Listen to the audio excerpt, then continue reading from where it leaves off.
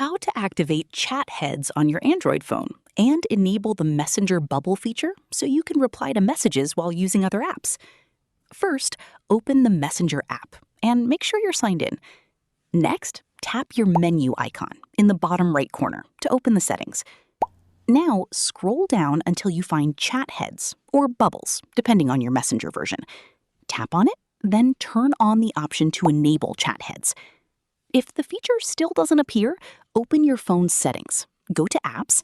After, tap on App Management. You will select Messenger. Then tap Manage Notifications.